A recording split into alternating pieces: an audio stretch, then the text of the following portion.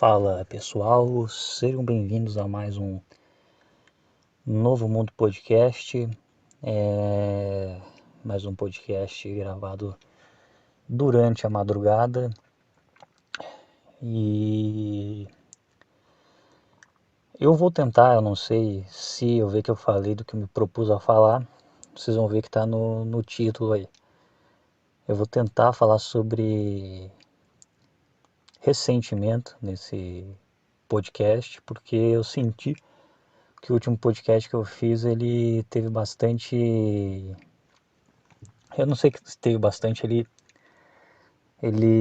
eu senti que foi um bom podcast. Sabe quando você faz alguma coisa, você pensa, tipo, você escreve um texto, ou você grava alguma coisa, ou você faz um desenho.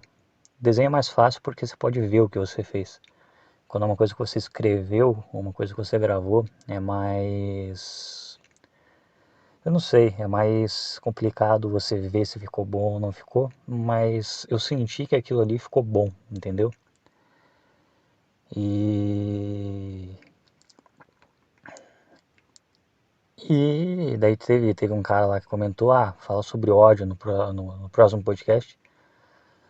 Mas acho que antes de eu falar sobre ódio especificamente, eu vou falar sobre ressentimento, porque eu acho que ressentimento precede o ódio. Porque o que é ressentimento? Ressentimento é quando você... Ressentimento é quando você fica... É, acho que é o desejo de vingança, é isso que é o ressentimento. É você desejar se vingar de alguém.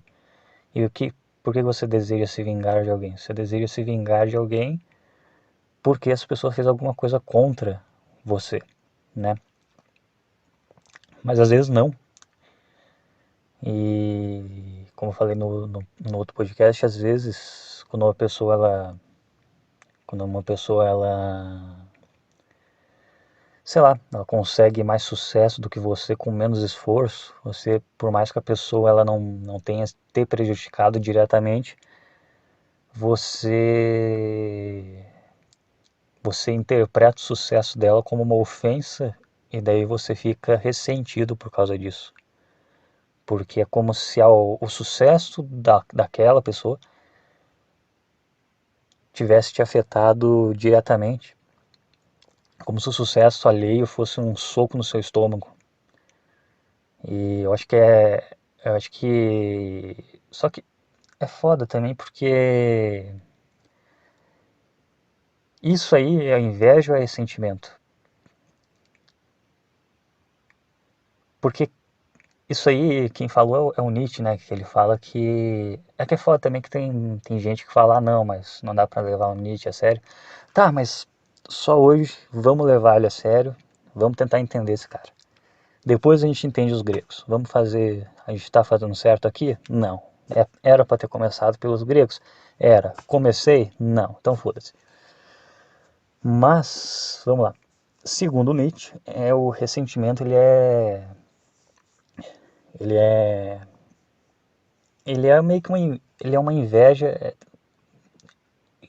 é a inveja, acho que é a inveja manifestada como desejo de vingança. Você vê pessoas melhores do que você acha aquilo injusto e você se ressente. Então você quer se vingar porque aquela pessoa fez você sentir inveja dela.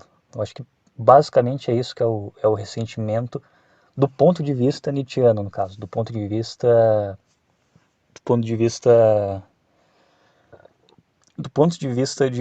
da moralidade de um escravo, vamos dizer assim, porque a tese, qual que é a tese do Nietzsche? Lá na Grécia Antiga, ou Roma Antiga, aqueles lugares antigos lá, tinha os senhores e tinha os escravos. Os escravos, eles jamais iriam ter a vida dos senhores, eles jamais iriam conseguir ter festas, esbórnia, comida à vontade. Eles sabiam que a vida deles ia ser aquela miséria até eles morrerem. Então, isso, assim, falando de uma forma bem tosca, esses escravos, eles inventaram o cristianismo como cope. Basicamente, o cristianismo foi um cope. Foi uma forma, foi uma desculpa que eles inventaram para conseguir lidar com a vida miserável que eles tinham. Então o que acontece? Você tem uma vida de merda, você tem uma vida ruim, e você bota a culpa. Não bota, mas você. O que eles fizeram? Eles criaram essa. Segundo Nietzsche, eles criaram toda uma religião que era baseada em valores que enalteciam aquilo que eles tinham em abundância, que era uma vida simples, uma vida até miserável, e uma vida que não tinha putaria, não tinha comida em abundância, era uma vida muito contida, muito retida, mas à força. Segundo Nietzsche. Eu não concordo com ele nisso, mas assim, se eu fosse ateu, o ponto de vista dele iria fazer muito sentido. E faz, na verdade. Eu acho que a psicologia dele não está completamente errada. Mas o que acontece? No caso desses escravos, eles não tinham saída, segundo Nietzsche, para conseguir outro para conseguir sair dessa situação. Então eles meio que foram forçados a lidar com isso dessa forma. E essa análise psicológica que o Nietzsche faz é muito interessante. Só que é uma análise que, por mais que seja interessante, ela é limitada porque ele era um materialista. Afinal de contas, ele era ateu. E eu não sei, quando você se limita ao materialismo no caso é você enxergar só tem esse plano de mundo, só tem esse plano material, não existe além, entendeu? Quando você se limita nisso, coisas complexas são simplificadas às vezes demais, entendeu? Pelo menos eu não sei explicar direito isso, mas é mais ou menos isso. Só que tem um outro cara que também consegue fazer uma análise psicológica muito boa sobre pessoas ressentidas. E eu achei esse cara, ele conseguiu ser muito mais magistral do que o Nietzsche em fazer essa análise, porque ele não fazia essa análise através de filosofia, mas através de literatura. Então, ao invés de ele simplesmente falar, não, é que esse cara aqui, ele era um merda e ele teve que fazer isso para lidar com o fato dele ser um merda. Não. Ele pegou esse arquétipo de ressentimento de uma pessoa que é fraca, de uma pessoa que tem poucos meios, de uma pessoa que está numa situação de merda e não está conseguindo sair dessa situação, e ela tem que lidar com essa situação de alguma forma. Ele pegou isso e ele criou um personagem inteiro em cima disso. Então ele deu mastigadinho para você o arquétipo de ressentido. E esse cara é nada mais, nada menos que Dostoiévski, não é mesmo? Puta, eu me senti um professor agora, chato demais, mas vamos lá. E um dos livros que mudou a minha vida, eu já falei aqui, foi Memórias do Subsolo, porque o personagem principal era um cara ressentido com a vida. Só que, diferente do Nietzsche, indiretamente, implicitamente, o Dosto ele dá uma solução para esse problema. E na verdade ele mostra qual que é a raiz desse problema, que é justamente a inação. Porque esse personagem,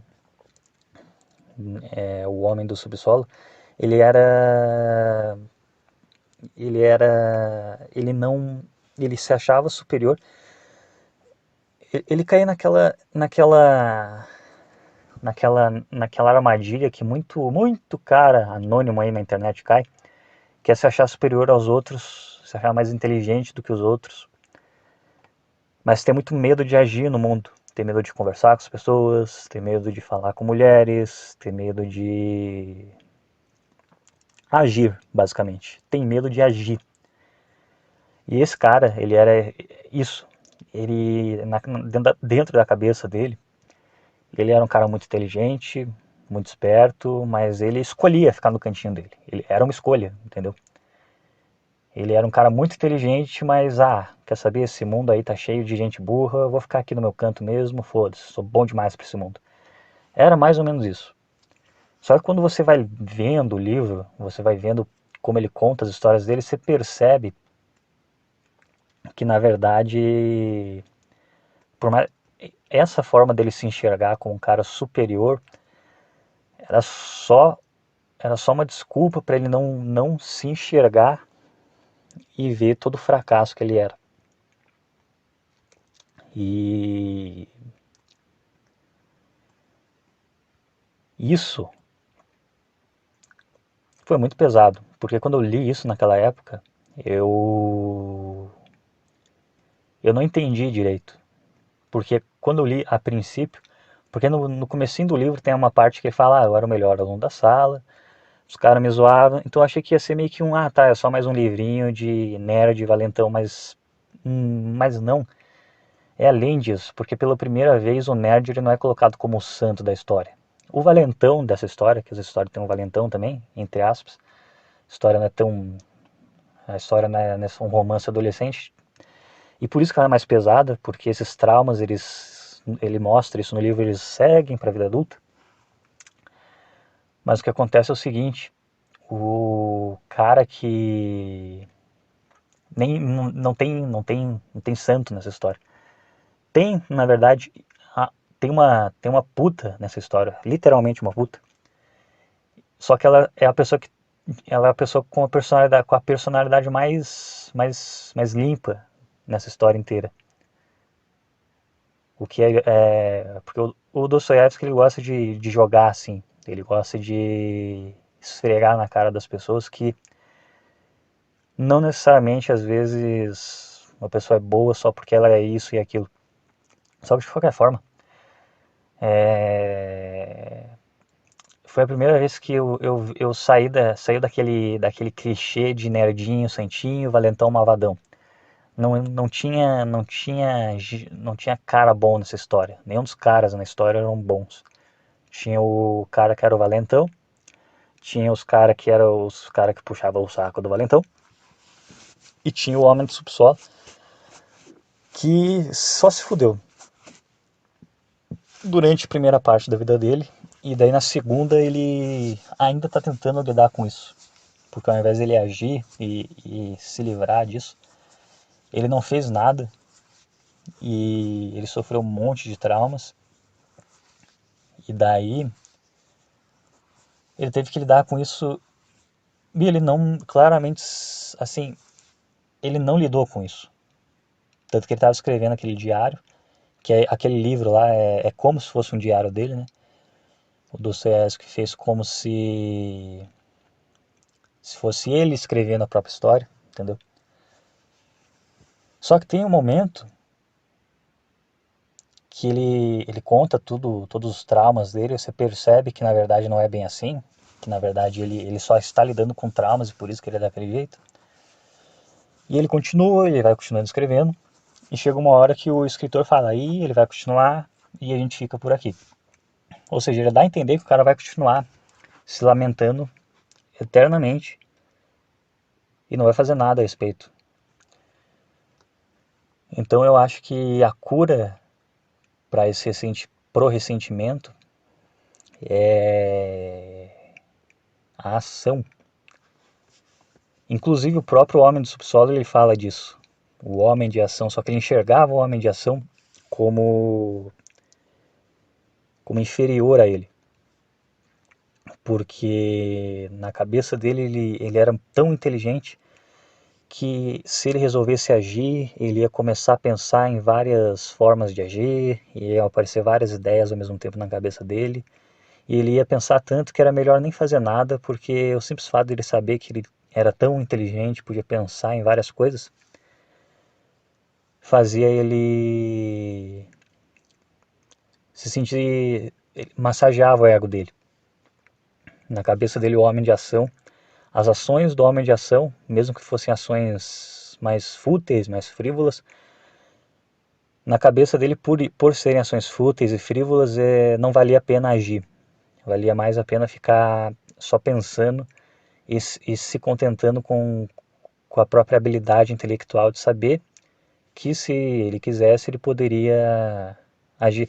Só que a gente vê no livro que quando ele interage com esses homens de ação, ele é terrivelmente humilhado por eles de muitas formas e mostra que o homem de ação, que é exatamente como ele chamava o outro cara lá, o cara popular, o cara que tinha posses, o cara que tinha terra, esse cara ele,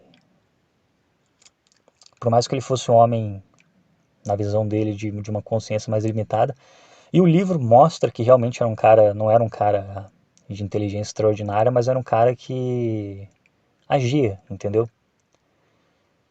E agia, tinha um rosto bonito, era o bonitinho da classe quando era mais jovem. E, e ele, provavelmente ele até tinha uma inteligência maior do que eles. O livro dá a entender isso. Mas ele não fez nada com essa inteligência, além de ficar teorizando dentro da própria cabeça.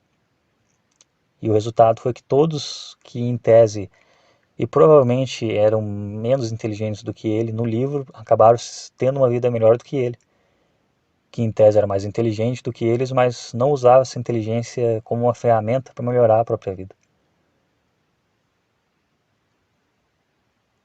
E eu acho que é isso que é o segredo, e eu acho que é isso que acho que isso que separa uma pessoa inteligente, é isso que separa um cara falho da internet, que você vê que é inteligente, escreve direito, sabe usar vírgula, sabe usar ponto final, sabe isolar o vocativo, só que é um merda que tem 29 anos de idade, é BV e nunca saiu de casa, nunca foi morar sozinho.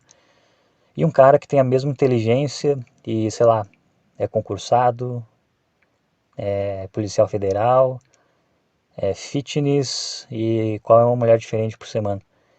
É a ação, é você ter a humildade de falar eu sou inteligente, mas se eu não usar essa inteligência aliada à minha coragem e a minha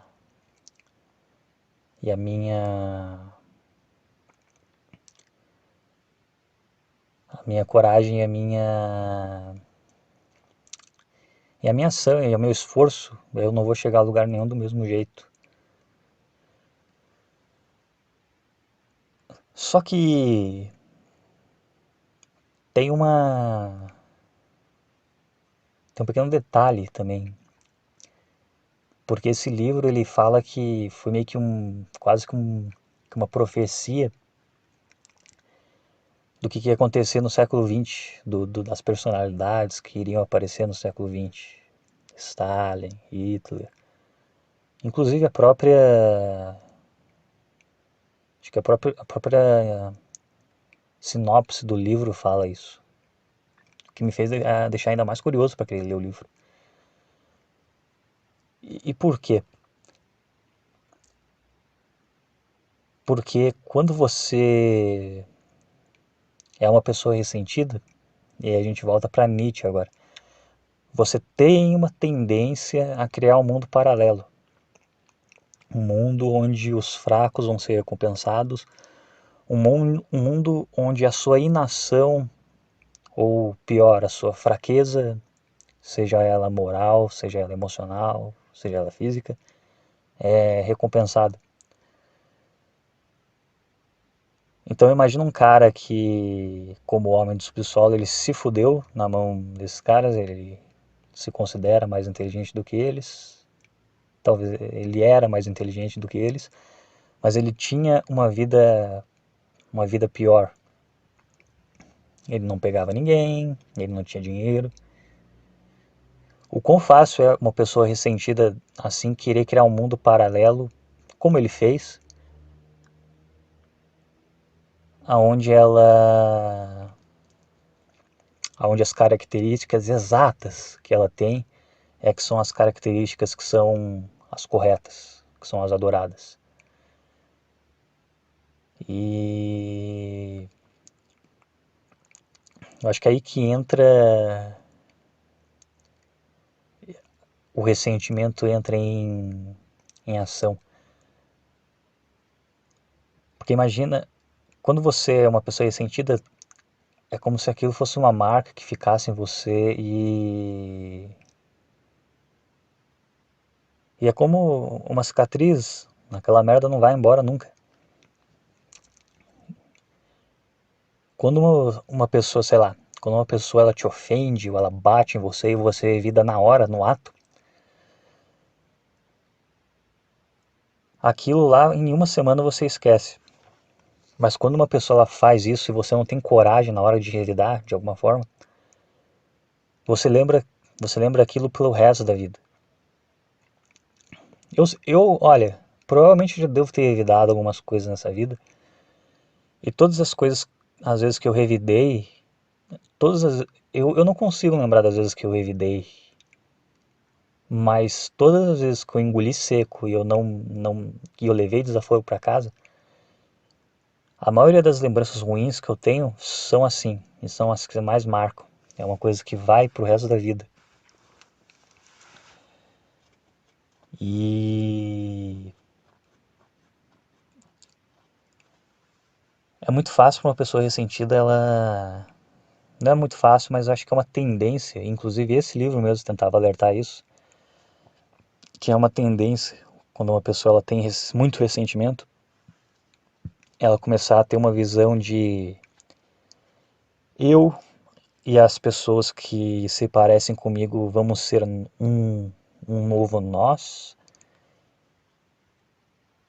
então nós vamos ter a nossa classe e seremos nós contra eles, sendo eles pessoas que provavelmente têm mais benefícios de alguma forma, seja mais dinheiro, seja mais beleza, seja, sei lá, mais status. E o ressentimento ele faz isso. Ele pega pessoas, ele une elas pela inveja e pela dor e por sentimentos negativos no geral. E ele cria um nós contra eles. Então,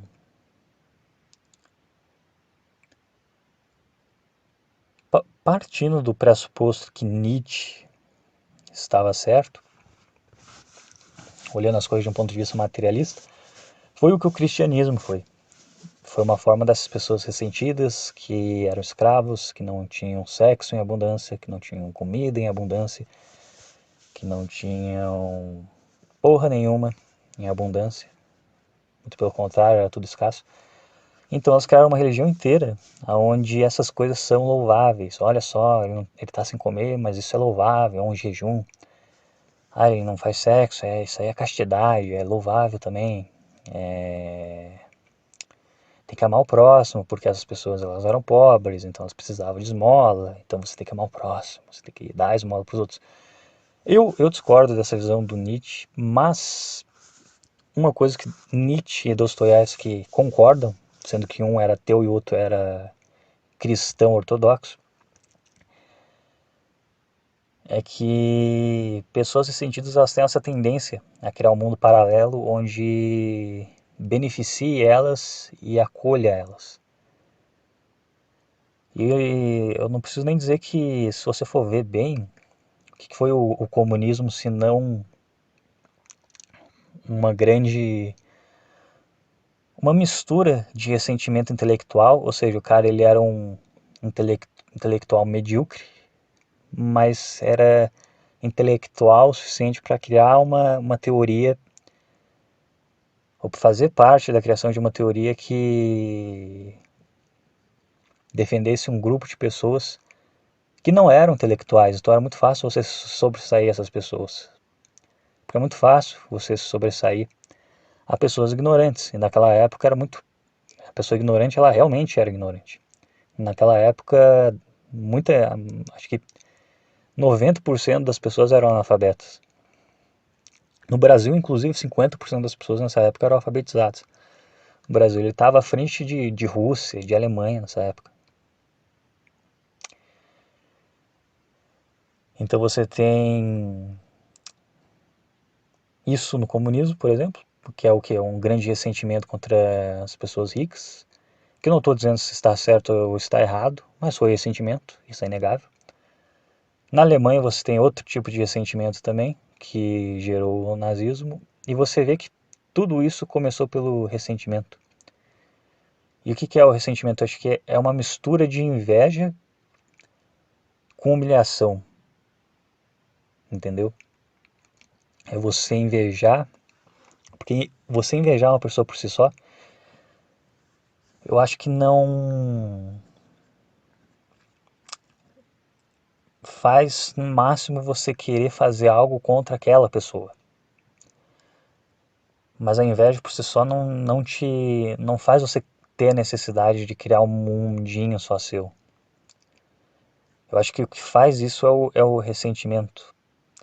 Agora, o ressentimento ele precisa que você tenha a humilhação como combustível. Eu acho que não. Eu acho que o ato de invejar uma pessoa já causa ressentimento. Porque, ou não também. Agora eu não sei. O ressentimento ele é quando você sente que você foi injustiçado. Mas isso é inveja também, ou não? Porque a inveja, ela. Não sei. Eu cheguei no meu limite. Eu sou um cara meio burro, então eu não sei. O que eu posso dizer é que uma forma de você curar o ressentimento é você agir e fazer as coisas que você tem que fazer e fazer coisas que vão dar um propósito maior na sua vida e vão fazer você sentir uma estima por si mesmo maior. Você vai fazer alguma coisa e vai falar, caralho, eu sou foda. Eu faço isso daqui tem propósito, isso daqui tem significado. E isso vai fazer você se sentir melhor consigo mesmo. E ao se sentir melhor consigo mesmo, você fica menos propenso a invejar outras pessoas. Porque a inveja tem essa também. Indiretamente a inveja ela esfrega a sua mediocridade na tua cara, assim, até sair sangue. E acho que é por isso que uma pessoa, quando ela inveja outra, ela também se ressente com essa pessoa. Porque quando você inveja alguém, você sente como se essa pessoa tivesse esfregado as suas fraquezas na sua cara sem a sua permissão. Mesmo que essa pessoa não tenha feito isso diretamente. Pro invejoso, ela fez. Então é como se fosse um ataque pessoal e o ressentimento surge de um ataque. Quando uma pessoa, alguém te dá um soco e você não revida, seja por covardia, seja por falta de oportunidade, o que acontece? Você se ressente com essa pessoa. Você deseja se vingar dela. Você deseja no futuro dar um soco na cara dela porque ela te deu um soco no passado. Então o ressentimento não é necessariamente inveja, mas uma pessoa invejosa necessariamente vai ser uma pessoa ressentida. Porque do ponto de vista do invejoso, o sucesso alheio é ataque pessoal. E eu acho que isso é universal. Não é à toa que tem uma frase que fala, no Brasil, sucesso é ofensa pessoal. Eu acho que no mundo é. O problema é que o brasileiro, como ele é um povo ignorante, que a gente é um país de terceiro mundo, ele não sabe lidar com esses sentimentos. Mas isso aí é em todo lugar no mundo. Só que o brasileiro, ele lida pior com isso porque, primeiro que o QI médio do brasileiro é menor, vamos falar a verdade, e segundo que ele não tem uma educação emocional. Para ele saber, olha, eu acho que as pessoas elas nem sabem direito. Eu mesmo fui perceber que eu não sei direito o que é. Palavras que são muito simples, mas por exemplo, bondade, maldade, justiça, ódio, inveja, ressentimento. São palavras que você perguntar para uma pessoa, ela vai ter dificuldade de responder para você. E não era para ser assim, porque são os sentimentos que você tem no dia a dia. Você tinha que ter, eu tinha que ter, eu falo isso por mim também. Eu tinha que saber exatamente o que é isso. E eu fiz já 2 podcasts tentando entender o que são essas palavras, para conseguir entender o que são esses sentimentos, porque no fundo eu não sei. Eu sou um analfabeto funcional quando se trata desse assunto. E a maioria das pessoas está pior do que eu, porque eu pelo menos agora estou tentando. Eu abri os meus olhos, eu estou tentando resolver esse problema. A maioria das pessoas, elas sentem essas coisas ruins, esses sentimentos ruins dentro delas, e o que acontece? Elas rejeitam, tipo, porque é moralmente errado você sentir esses sentimentos. Tipo, o brasileiro médio vive postando em rede social, não, porque os invejosos isso, porque os invejosos aquilo. Ele trata isso como se ele mesmo fosse uma pessoa que nunca sentisse inveja. É muito perigoso quando você não admite que você tem esses sentimentos ruins dentro de você, porque é aí que esses sentimentos conseguem ganhar espaço dentro de você e tomar conta de você sem você perceber. Principalmente, principalmente a inveja, porque de todos os sentimentos é o mais moralmente errado, pelo menos aqui no Brasil. O ódio é errado, mas assim, você perder a cabeça e ficar com raiva é socialmente aceitável. As pessoas, elas não, não é uma coisa lá, não é uma coisa que assim, as pessoas, elas têm vergonha de falar que elas sentem. As pessoas, elas não têm vergonha de falar que elas sentem ódio, raiva, vamos ver outro sentimento aí, enfim, os sentimentos ruins, a raiva, o ódio, são coisas que, por mais que as pessoas elas também achem ruins, elas admitem que elas têm isso dentro delas. Esse sentimento, talvez também, né, já fica um pouco mais complicado. Agora, inveja, que querendo ou não é a raiz da maior parte do sentimento, é mais complicado, porque é moralmente errado você admitir que você tem inveja dos outros.